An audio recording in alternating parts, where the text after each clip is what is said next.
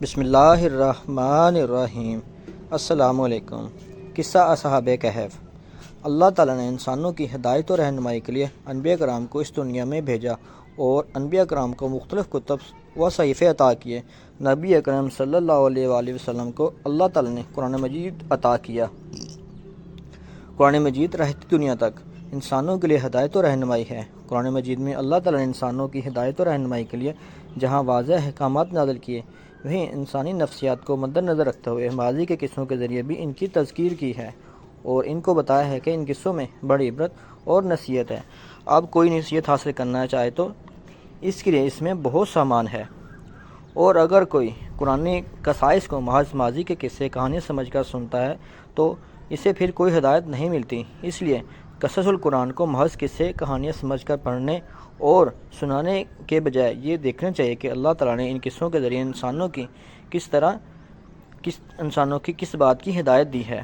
قرآنی قصوں میں سے ایک قصہ اصحاب کہف کا بھی ہے، اور یہ قصہ سورہ کہف میں بھی بیان کیا گیا ہے۔ اس قصے میں بھی دیکھا جائے تو نہ صرف ایمان والوں کے لیے بلکہ ہر ذی شعور اور باضمیر فرد کے لیے ہدایت موجود ہے۔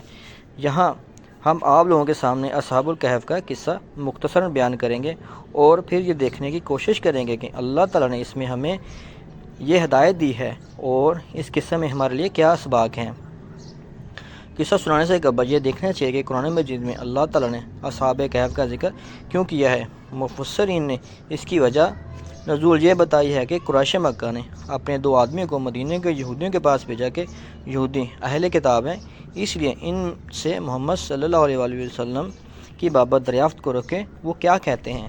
یہ دونوں افراد مدینہ کے یہودی علماء سے ملے اور نبی اکرم صلی اللہ علیہ وآلہ وسلم کے حالات و اوصاف اور تعلیمات بیان کر کے آپ صلی اللہ علیہ وسلم کے متعلق ان کی رائے معلوم کی۔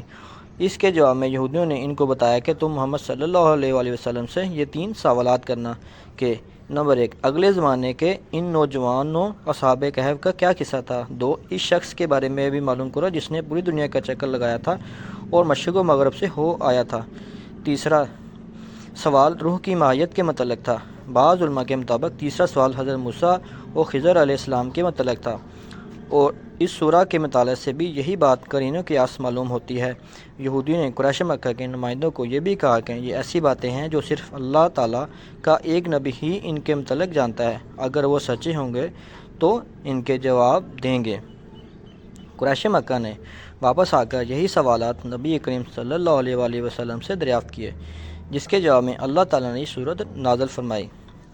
بتایا جاتا ہے یہ واقعہ ایشیا کوچک میں رومیوں کے مشہور ساحلی شہر افسس یا افسوس میں پیش آیا تھا، اور جبکہ آج کے دور میں موجودہ ترکی کے شہر سمرنا اور اس کے کھنڈرات پائے جاتے ہیں، جبکہ یہ واقعہ کیسروڈیس یا دقیانوس کے دور میں بھی پیش آیا، جس نے سن 229 تا سن 251 تک روم میں فرمانروائی کی تھی۔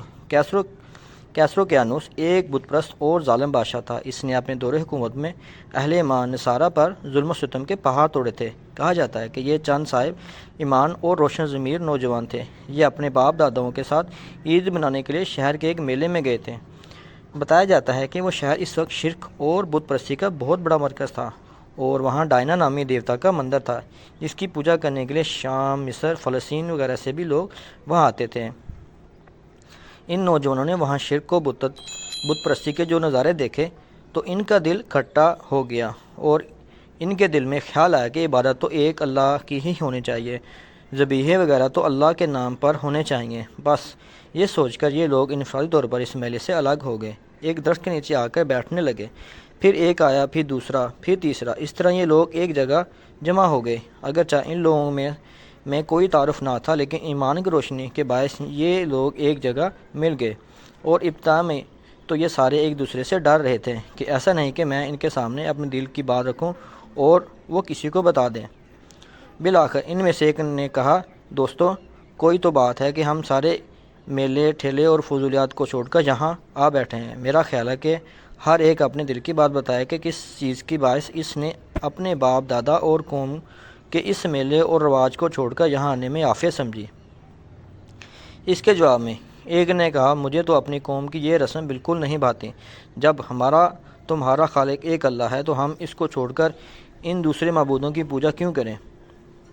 دوسرے نے کہا یہی بات مجھے بھی یہاں لے کر آئی ہے۔ پھر تیسرے نے اس کی تائید کی اور پھر چوتھے نے۔ اس طرح ان لوگوں نے اپنے دل کی بات ایک دوسرے سے کی۔ اب چونکہ یہ سب لوگ مذہبی، نظریاتی اور روحانی طور پر ایک تھے، اس لیے فطرتی طور پر ان میں ایک تعلق قائم ہو گیا اور ایک محبت پیدا ہو گئی۔ اب ان لوگوں نے ایک جگہ مقرر کر لی اور وہاں آ کر یہ لوگ ایک دوسرے سے ملنے اور ایک اللہ کی عبادت کرنے لگے۔ آہستہ آہستہ لوگوں کے ان کے بارے میں پتہ چلتا گیا اور پھر ایک دن لوگوں نے ان کو پکڑ لیا اور بادشاہ کے سامنے پیش کر دیا۔ بادشاہ کو شکایت پیش کی کہ ان لوگوں نے باپ دادا کا دین چھوڑ دیا ہے اور گمراہ ہو گئے ہیں۔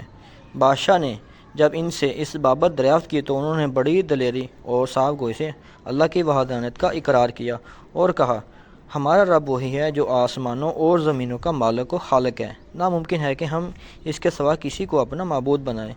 اب ہم سے یہ نہ ہو سکے گا کہ اس کے سوا کسی اور کو پکاریں۔ یہ نہایت باطل چیز ہے، ہم اس کام کو کبھی نہیں کریں گے۔ یہ نہایت بیجا بات اور لغو حرکت اور جھوٹی راہ ہے۔ اس کے ساتھ ساتھ انہوں نے بادشاہ اور تمام اہل دربار و شہر والوں کو ایمان کی دعوت دے ڈالی۔ ان کی صاف گوئی دلیل سے بادشاہ بہت غضبناک ہوا اور کہا کہ اگر یہ باز نہ آئے تو میں انہیں سخت سزا دوں گا۔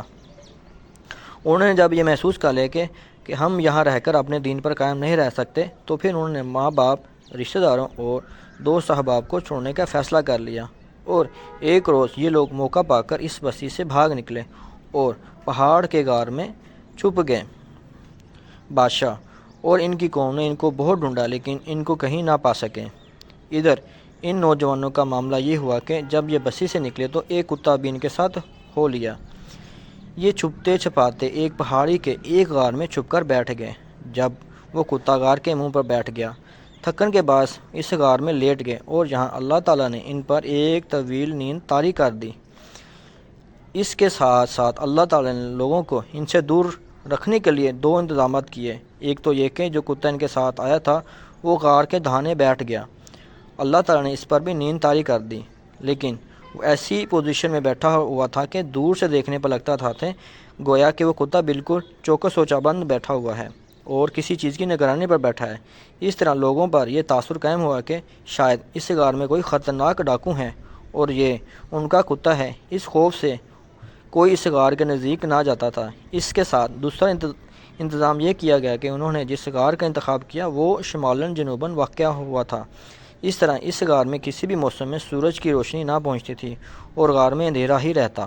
اس طرح اگر کوئی فرد بھولے بھٹکے سے غار تک پہنچ بھی جاتا تو اس کو غار میں جھانکنے پر کچھ بھی نظر نہ آتا تھا۔ پھر ایک خاص مدت کے بعد، جس کا شمار اللہ ہی بہتر جانتا ہے، لیکن کم و بیش یہ 309 سال کے لگ بھگ ہے، اللہ نے ان کو بیدار کیا۔ انہیں بالکل بھی اندازہ نہ تھا کہ وہ کتنی دیر تک سوتے رہے ہیں۔ بیدار ہونے کے بعد انہوں نے ایک دوسرے سے پوچھا ہم کتنی دیر تک سوتے رہے ہوں گے؟ ان کا خیال تھا کہ ایک دن یا اس سے بھی کم۔ بہرحال اب ان کو بھوک محسوس ہو رہی تھی، اس لیے انہوں نے بازار سے کچھ کھانے پینے کا سامان منگوانے کا ارادہ کیا۔ ان کے پاس کچھ درہم تھے۔ انہوں نے اپنے ایک ہوشیار ساتھی کو دیتے ہوئے کہا کہ وہ جا کر بازار سے کچھ لے آئے، لیکن اس کے ساتھ ساتھ یہ نصیحت کی کہ دیکھو ذرا احتیاط سے جانا، ایسا نہ ہو کہ بادشاہ کے لوگ تمہیں دیکھ لیں اور ہم لوگ پھر پکڑے جائیں اور اس طرح وہ لوگ ہمیں دوبارہ اپنے دین میں داخل کر دیں گے۔ یہ نوجوان جب سکے لے کر بستی میں داخل ہوا تو اسے سب کچھ بدلا محسوس ہوا۔ گھر بار اگرچہ ویسے ہی تھے لیکن شہر کا نقشہ ہی بدلا ہوا تھا۔ کچھ سمجھ میں نہیں آیا کہ یہ کیا ماجرا ہے، کیونکہ اپنے تئیں تو یہ لوگ ایک دن سے بھی کم مدت سوئے رہے تھے۔ اس نوجوان نے سمجھا کہ شاید میری ہی طبیعت ٹھیک نہیں ہے اور مجھے جلد از جلد سودا لے کر اس شہر سے نکل جانا چاہیے۔ ایک دکان پر جا کر جب اس نے سودا لیا اور وہ سکے دام میں دیے، قدیم سکے دیکھ کر دکاندار حیران رہ گیا اور وہ سمجھا کہ اس کے پاس کوئی پوشیدہ خزانہ ہے۔ اس نوجوان نے استجاب سے جواب دیا کہ یہ سکے تو ہمارے ہی ہیں اور کل شام کو تو ہم لوگ یہاں سے گئے ہیں، یہاں کا بادشاہ دقیانوس ہے۔ یہ سن کر تمام لوگ ہنسنے لگے، اس نوجوان کو پاگل سمجھنے لگے۔ دقیانوس تو مرے ہوئے بھی سینکڑوں سال گزر گئے۔ بالآخر اس کو بادشاہ کے سامنے پیش کیا گیا۔ مفسرین اور مورخین کے مطابق اس بادشاہ کا نام تیندوسس تھا اور یہ ایک مسلمان بادشاہ تھا۔ اس نوجوان نے اپنا سارا قصہ ان کو کہہ سنایا۔ بادشاہ اور درباریوں نے انتہائی حیرت کا اظہار کیا، پر ان کو پتہ چلا کہ یہ تو وہی چند نوجوان ہیں جن کے بارے میں ہم نے اپنے بزرگوں سے سنا تھا کہ وہ اپنا مان بچانے کے لیے کہیں روپوش ہو گئے تھے۔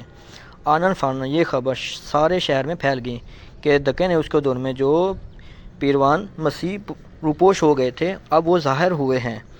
بادشاہ نے اس نوجوان سے کہا کہ مجھے اپنے ساتھیوں کے پاس لے چلو، اور وہ نوجوان بادشاہ کو لے کر وہاں پہنچ گیا، جبکہ بادشاہ کے ساتھ ساتھ ایک بہت بڑا مجمع بھی ان نوجوانوں کو دیکھنے کے لیے ساتھ چل پڑا۔ غار کے پاس پہنچ کر اس نوجوان نے اپنے ساتھیوں کو سارا قصہ بتایا، اور جب ان نوجوانوں کو یہ معلوم ہو گیا کہ وہ اتنے طویل عرصے تک سوتے رہے ہیں تو انہوں نے اپنی دینی بھائیوں کو سلام کیا اور دوبارہ لیٹ گئے، اور ان کی روح جسد خاکی سے پرواز ہو گئی۔ اب لوگوں میں دو گروہ بن گئے، ایک کہتا تھا کہ اس غار کا منہ بند کر دو اور ان لوگوں کو ان کے حال پر چھوڑ دو، اللہ ہی ان کا معاملہ بہتر جانتا ہے، جبکہ جو لوگ اس قوم کے معاملات میں غالب تھے انہوں نے کہا ہم تو ان کی قبر پر ایک مسجد عبادت گاہ بنائیں گے۔ قارئین کرام، یہاں ان نوجوانوں کا قصہ ختم ہو جاتا ہے۔ اب یہ دیکھنے کی کوشش کریں گے اس قصے میں ہمارے لیے کیا اسباق ہیں، اللہ تعالیٰ نے ہمارے لیے اس میں کیا نصیحتیں پوشیدہ رکھی ہیں۔ آگے بڑھنے سے پہلے یہ بات بتانا ضروری ہے، سورہ کے بارے میں مفسرین کے مطابق جو فرد بھی سورہ کہف کی ابتدائی و آخری 10 آیات حفظ کر لے گا وہ فتنہ دجال سے محفوظ رہے گا، اس لیے کوشش کریں کہ اس کی ابتدائی و آخری 10 آیات کو حفظ کر لینا چاہیے۔ اللہ تعالیٰ آپ کا اور ہم سب کا حامی و ناصر ہو۔ اللہ تعالیٰ آپ کی اور ہم سب کی اصلاح فرمائے۔ السلام علیکم۔